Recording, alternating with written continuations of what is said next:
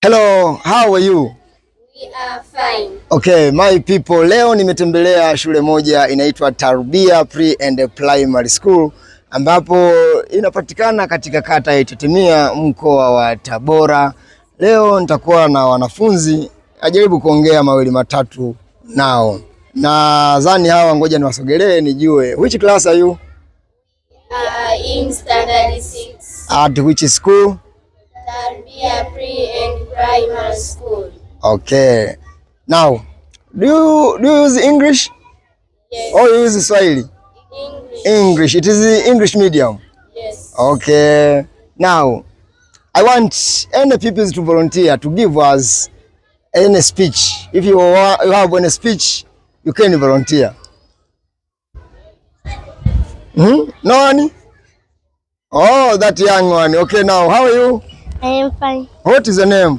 My name is Nasra Omari. Your name is Nasra Omari. Oh, Nasra Omari, which class are you? I am in standard 3. You are in standard 3. Okay, now tell us, do you have any speech? Yes. Which speech? About human activities. Human activities. Now, My name is Nasra Omari. I am in standard 3. I come here to tell about human activities. We have many human activities. Those are livestock keeping, farming, fishing, and business. Livestock keeping is an activity that involves taking care of animals and birds.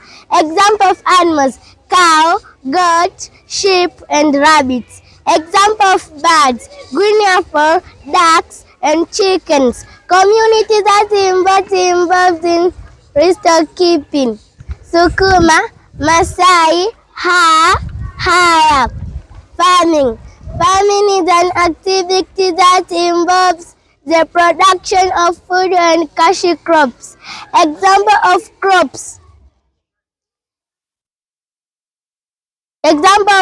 rice, beans, vegetables,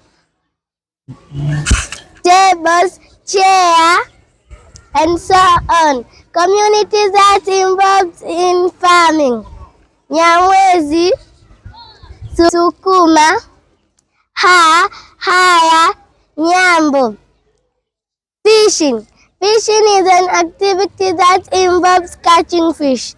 Example of varieties of fishing: tilapia, catfish, nail perch, octopus, trout, and sardines. Community that involves in fishing: Jita, Haya. Business. Business is an activity that involves buying and selling items to make profits. Example of items: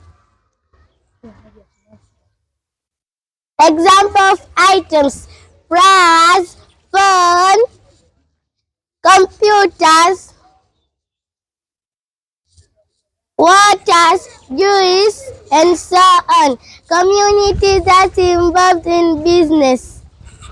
Community that involved in business are Wachaga, Wakinga, and Wapemba. Thank you for listening me. Okay, now Nasla, thank you very much for your speech.